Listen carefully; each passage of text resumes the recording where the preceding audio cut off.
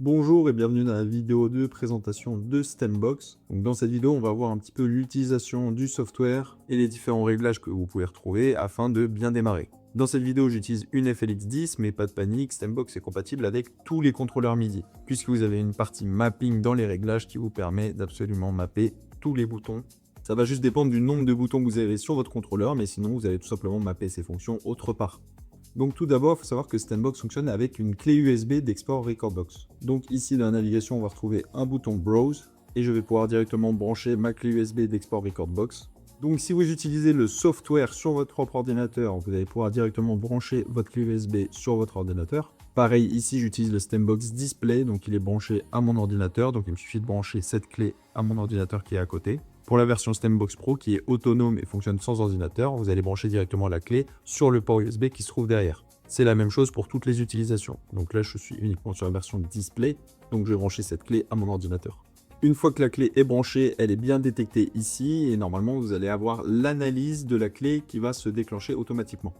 Là, cette clé a déjà été analysée, donc comme on peut le voir, il m'affiche la donnée ici. Sinon, vous allez avoir automatiquement une analyse qui va se déclencher ici. Elle peut durer un peu de temps en fonction du nombre de morceaux que vous avez sur la clé, mais une fois que c'est effectué, c'est enregistré sur votre machine et il n'y aura pas de réanalyse, sauf si vous rajoutez des nouveaux morceaux dans votre export. Ensuite, je pourrai directement cliquer sur ma clé et là, on va arriver sur l'ensemble de mes playlists. Donc, je peux naviguer comme ça à travers mes playlists. Je peux également choisir de naviguer à travers les artistes, les albums, tous les morceaux directement, les clés harmoniques, les playlists. Ici, je vais retrouver l'historique des tracks qui ont été joués durant la session. Ici, je vais avoir matching. Lorsque vous jouez un morceau sur le deck de gauche, il va vous proposer ici les morceaux qui sont dans la même clé harmonique. Et enfin, je vais avoir la recherche directement ici qui va me permettre de chercher des tracks. Donc là, si je cherche par exemple ici, il va me proposer directement les morceaux. Si vous cliquez sur playlist ici, ça va vous permettre de vous focus uniquement sur les playlists et ne pas avoir la barre de navigation à gauche. Toute cette partie-là est pilotable avec votre contrôleur. Donc je peux naviguer directement à l'intérieur de la playlist. Pour ce qui est de la navigation qui se trouve à gauche, c'est avec l'écran tactile directement. À l'intérieur des playlists, vous allez avoir une colonne d'aperçu, la pochette, le titre du morceau, le BPM, la clé harmonique. Et ensuite, vous pouvez décider de ce que vous voulez afficher comme colonne supplémentaire. Alors là, comme on est dans la vue split, la bibliothèque est un peu moins large, donc on a moins la place de mettre d'autres colonnes. Mais en cliquant ici, je vais pouvoir choisir d'afficher, par exemple, la couleur. Donc vous pouvez voir. On peut également afficher le rating. Moi, je n'en ai pas enregistré. Et autres paramètres qui sont disponibles ici. Vous avez également la possibilité de changer la taille de la police pour avoir plus petit ou plus grand. Moi, je reste en police medium. Dans l'aperçu des morceaux, on va pouvoir voir les hot cues. On va également pouvoir classer les morceaux par BPM en cliquant ici. Par clé harmonique en cliquant là. Et sinon, par défaut, dans l'ordre alphabétique en cliquant ici. Donc ensuite, je vais pouvoir charger un morceau sur le deck de droite. Et on va pouvoir commencer à jouer tout simplement.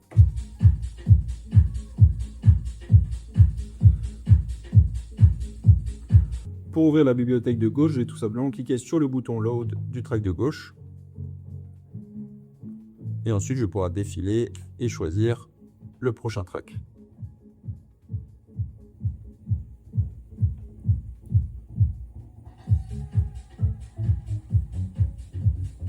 Au niveau des pads qui se trouvent en bas, je vais avoir donc les hot cues, bien sûr. Je vais retrouver également le pad FX ici, qui va me donner tout un tas d'effets. Je vais pouvoir paramétrer.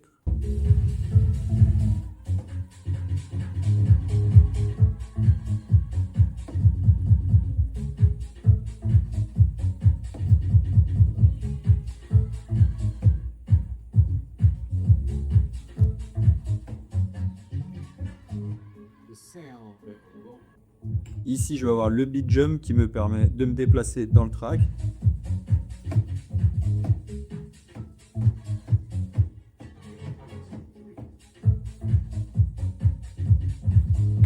Ensuite, je vais avoir le sampler tout à droite avec 8 sons préenregistrés.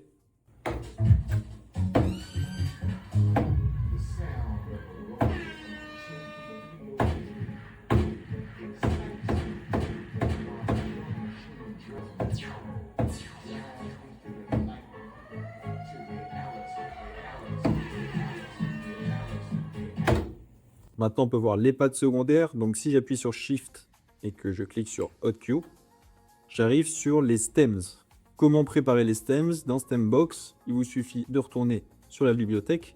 Donc, si je veux préparer les stems de ce morceau, je vais tout simplement cliquer sur le bouton qui a été assigné pour envoyer ce morceau dans la liste d'attente des stems. Donc, moi, sur la FLX10, j'ai mappé ce bouton. Et vous voyez que dès que j'ai double-cliqué dessus, le morceau est passé avec un icône de burger rose. Cette icône, ça veut dire que le morceau a été envoyé dans la préparation des stems. Si je reviens en arrière ici, et que je vais sur le Stem Manager qui se trouve juste ici, on peut voir que le morceau est en train d'être analysé en stems. Les analyses de stems sont stockées sur votre machine. Donc pour le Stembox Software sur votre ordinateur ou le Stembox Display, vous pouvez choisir d'enregistrer les fichiers de stems sur la clé USB d'export directement ou sur un disque externe.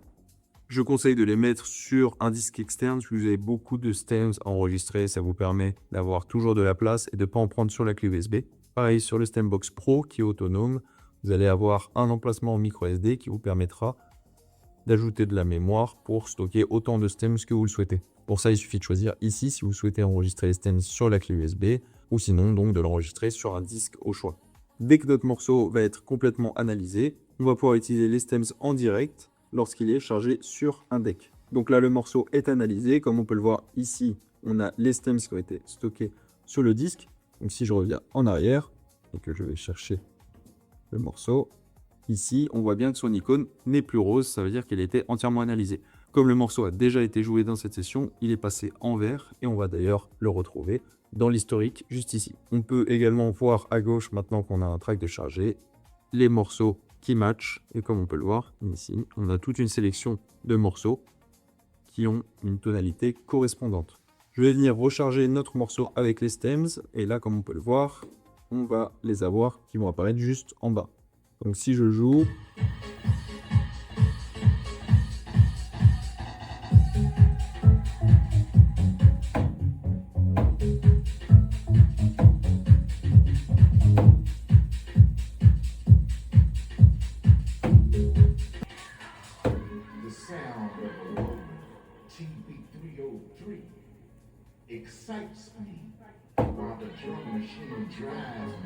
Alors sur la FLX10, on a des boutons natifs qui nous permettent directement de venir piloter les stems.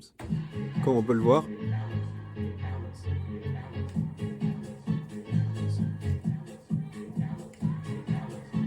Mais comme tout le monde n'a pas une FLX10, vous les retrouvez aussi directement aux pads juste ici. Ce qui fait que vous allez pouvoir contrôler vos stems avec vos pads avec n'importe quel contrôleur. On va également pouvoir appliquer tous les effets du ColorFX et du BitFX uniquement sur une stems. Donc ça, c'est une fonctionnalité de la FLX10 qui se trouve ici. Mais de la même façon, vous allez y avoir accès sur n'importe quel contrôleur avec ces boutons qui se trouvent juste ici. Donc, à quoi ça correspond? C'est très simple. Tous les effets que vous allez appliquer avec le BitFX ici et avec le ColorFX, lorsque les trois sont allumés, vont s'appliquer partout, sur tout le morceau. Donc là, si j'envoie une reverb,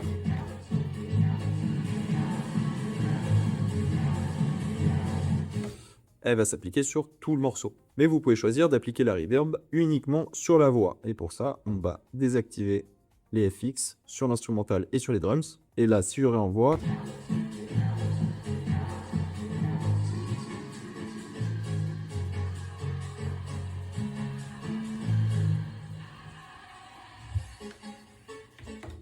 Là, la reverb va se mettre uniquement sur la voix. Sur la FLX10, vous allez bien sûr pouvoir le piloter directement avec les boutons qui se trouvent ici. Mais pour que ce soit accessible à tous les contrôleurs, ces réglages se retrouvent au niveau des pads. Pour continuer sur les pads, en cliquant sur Shift, Pad FX1, on va arriver sur la Drum Station. Alors qu'est-ce que la Drum Station? C'est tout simplement une boîte à rythme qui va vous permettre de créer de la dynamique dans votre son. Donc comment ça fonctionne? Ça va suivre le BPM de votre morceau. Je vais pouvoir l'activer en cliquant ici. Et là, je vais avoir la possibilité de choisir un instrument et de poser cet instrument sur les pads qui se trouvent en dessous. Ici, on va avoir la vitesse de défilement. Donc là, ça va être tous les temps. Je peux demander 2 fois par temps, 4 fois ou 8 fois pour aller très vite. Donc là, par exemple, si je pose un clap,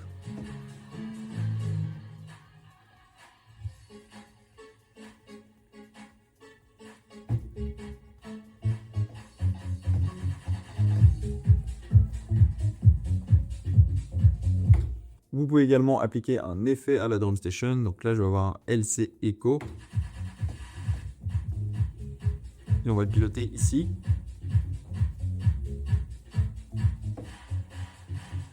La reverb.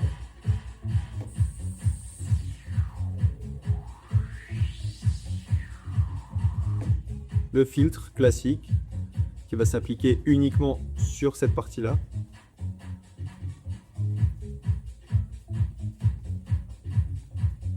Et donc vous avez la possibilité de mettre également des kicks.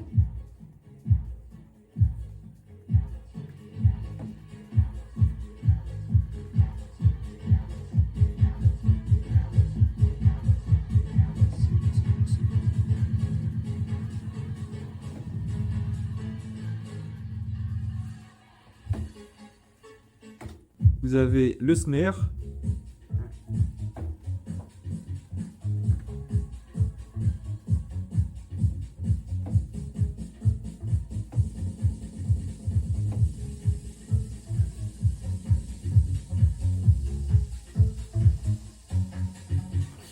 Et également, comme on l'a vu, le hat. Pensez, une fois que vous avez terminé de faire votre effet rythmique, à couper la drum station. Sinon, lorsque vous relancez le son, voilà, donc on pense bien à la couper. Ça, après, c'est vous et votre façon de mixer. Ensuite, si on enchaîne en cliquant sur Shift, Beat Jump, on arrive sur le beat loop. Donc là, c'est un beat loop classique, c'est-à-dire qu'on va rentrer dans une boucle sans sortir. Donc on va avoir un quart, un demi, une boucle.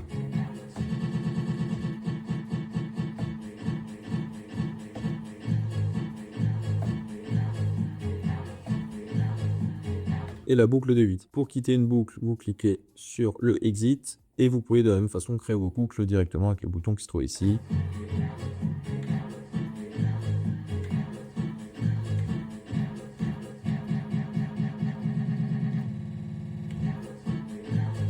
Fonctionnalité supplémentaire dans Stembox, vous allez retrouver en bas à droite un Loop Saver. Donc qu'est-ce que le Loop Saver? Donc, pour l'activer, on va cliquer ici et comme vous pouvez le voir, en bas à droite, c'est créé un rectangle orange ici. Ça va permettre, lorsqu'on arrive à la fin du son, de ne jamais louper sa transition puisqu'on n'a pas eu le temps de le faire. Donc là, le Loop Saver va automatiquement rentrer dans une boucle de 4 temps dès qu'il arrive à la fin du morceau. On peut aussi changer le nombre de temps de la boucle finale. Qu'est-ce que ça donne si je mets sur une boucle de 8 par exemple? Donc on va avancer à la fin du son.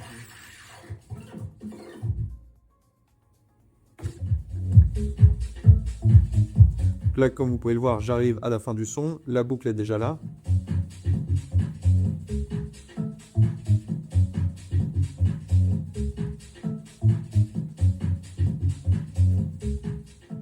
Et là, on va être sauvé sur la fin du son. Je vais avoir tout le temps qu'il faut pour enchaîner sur la transition. Ça permet simplement de sécuriser la fin de votre track. Pour terminer sur les pads, vous allez avoir le classique Key Shift en cliquant sur Shift et sur Sampler. Et donc là, on est sur un Key Shift classique qui va vous permettre d'augmenter ou de descendre la tonalité d'un son.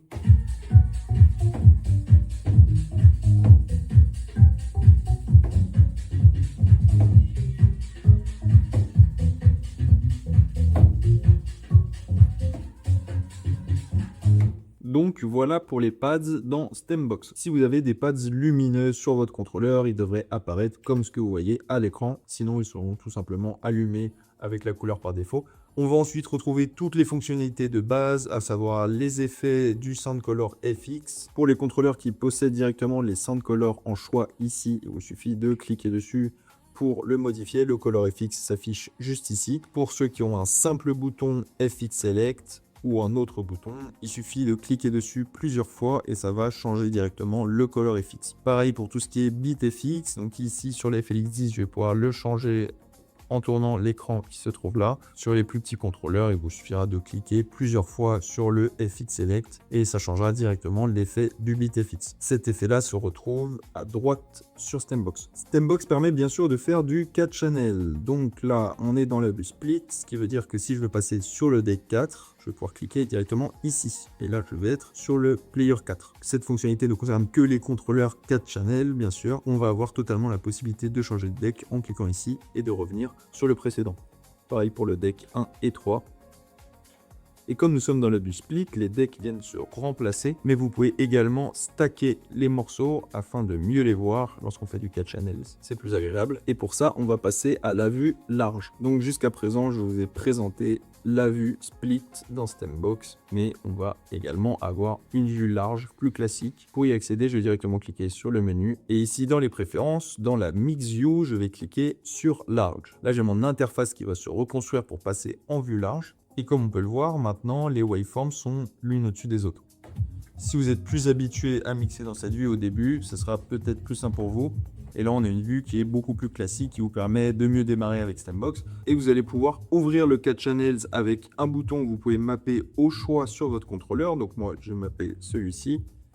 Et comme vous pouvez le voir, je suis passé en 4 channels. Donc ici, si je vais mixer sur le deck 3 et 4, il suffit de cliquer là. Comme on peut le voir, le deck a switché sur Stembox. Et je vais pouvoir aller dans la bibliothèque.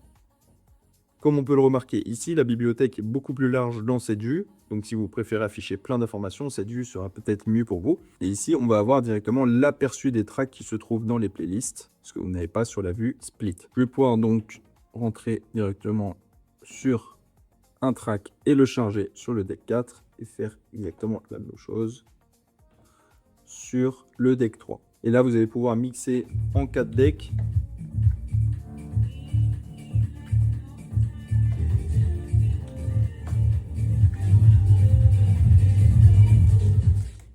Voilà, à savoir que le deck qui est actuellement affiché ici, donc le disque actif se trouve en blanc sur l'écran. Si je clique ici, on voit que c'est le 4 qui est passé en blanc, ainsi que en bas. Voilà pour la vue large dans Stembox, donc ça c'est en fonction de vos préférences. Je vais repasser en vue split pour la suite. Donc je suis de retour sur la vue split. Pour information, dans cette vue, vous allez pouvoir décider de zoomer sur les waveforms de façon uniforme avec le curseur de la molette ou avec votre propre potentiomètre que vous décidez de mapper. Ça peut être par exemple le sampler volume qui est peu utilisé. Ça, c'est à vous de décider. Et donc là, je vais pouvoir dézoomer et zoomer de façon uniforme sur les deux decks. Également, je vais pouvoir zoomer uniquement sur un deck en maintenant un bouton au choix. Pour ma part, j'ai mappé le bouton Link que je n'utilise pas. Et donc en maintenant ce bouton et en tournant la molette, je vais pouvoir zoomer uniquement sur ce deck-là. Vous pouvez également éditer la grille de tempo. Comme on peut le voir ici, mes tirets blancs et rouges ne tombent pas pile sur la waveform, il y a un léger décalage. Donc pour ça, je vais venir cliquer ici. Et là, je vais pouvoir éditer la beat grid. Donc je vais pouvoir augmenter ou descendre le BPM d'origine du son. Comme on peut le voir, ça le change bien dans la bibliothèque. Pour ma part, je vais revenir à 131.1. C'est juste un problème de décalage.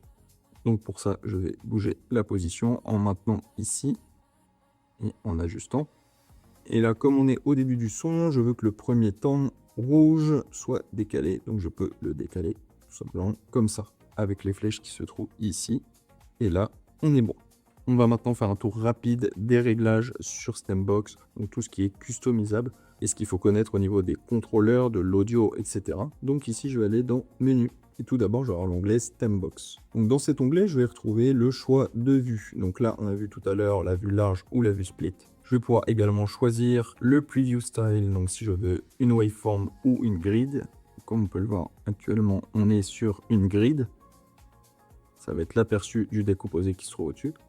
Je peux également choisir une waveform pour avoir la waveform du décomposé qui se trouve au-dessus. Ensuite, ici, je vais avoir le choix entre 3 styles de waveform. Je vais avoir la blue, qui va ressembler à ça, donc classique. Je vais avoir également la RGB, donc qui va être comme ça. Et pour terminer, celle que je préfère, la 3-band, qui est celle qu'on utilise depuis le début de cette vidéo. Donc ensuite, dans les préférences, je vais avoir le framerate, le end of track warning. Donc ça, qu'est-ce que c'est? C'est tout simplement lorsque vous arrivez à la fin du son, la piste d'aperçu va se mettre à clignoter, comme on peut le voir ici.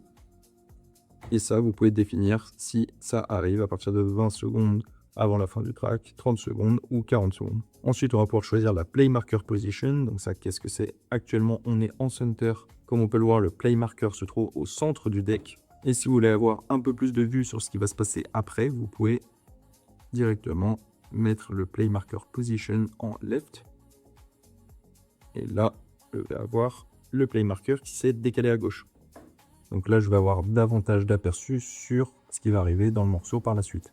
Ensuite, le track time display, on va pouvoir choisir si on veut afficher le temps restant ou le temps qui est passé. Donc là, on est en remain, ce qui fait que ici, on voit qu'il nous reste plus que 9 secondes. Et si je veux afficher le time, ça va me montrer le temps qui s'est écoulé depuis le début du morceau. On peut également choisir le track load point, les hot cue pads. Ici, qu'est-ce que ça définit? C'est très simple. Lorsque vous allez créer un hot cue, par exemple ici, ça me permet de choisir s'il faut que je reste appuyé pour que le hot cue se play, comme le bouton cue qui se trouve ici, ou si je peux appuyer seulement une fois dessus pour que ça lance le morceau. Donc là, si je change les paramètres et que je mets hold, maintenant il va falloir que je maintienne le bouton afin que le morceau joue et dès que je relâche, le morceau s'arrête. Ensuite, on va avoir la possibilité d'inverser le tempo fader. Donc actuellement, je suis en non, c'est-à-dire que si je bouge le tempo fader vers le bas, ça va accélérer. Si je vais vers le haut, ça va ralentir. Si je l'inverse en cliquant sur Yes, ça va fonctionner exactement dans l'autre sens. Voilà, ça dépend des utilisations. En général, on va rester sur non.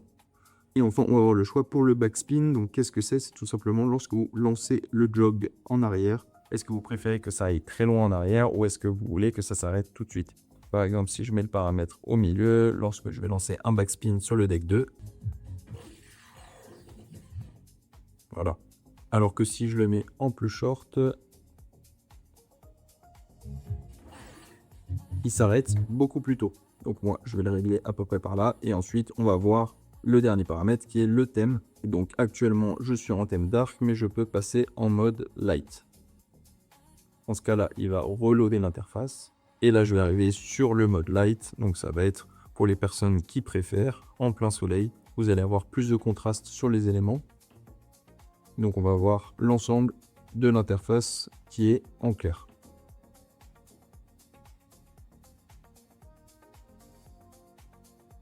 Moi, je vais repasser en mode dark. Maintenant qu'on a tout vu dans le panneau Stembox, on peut aller voir au niveau des contrôles. Donc là, je vais retrouver le contrôleur que j'ai connecté. Donc il va venir se mettre automatiquement ici dès qu'il est détecté en MIDI. Et je vais avoir le mapping qui lui est associé. Pour information, tous les contrôleurs MIDI fonctionnent avec Stembox. Vous pouvez même créer votre propre mapping. Soit il vous suffit d'éditer l'existant pour modifier les boutons en cliquant sur les crayons qui se trouvent juste ici. Et là, vous allez avoir tout un tas de paramètres que vous allez pouvoir modifier.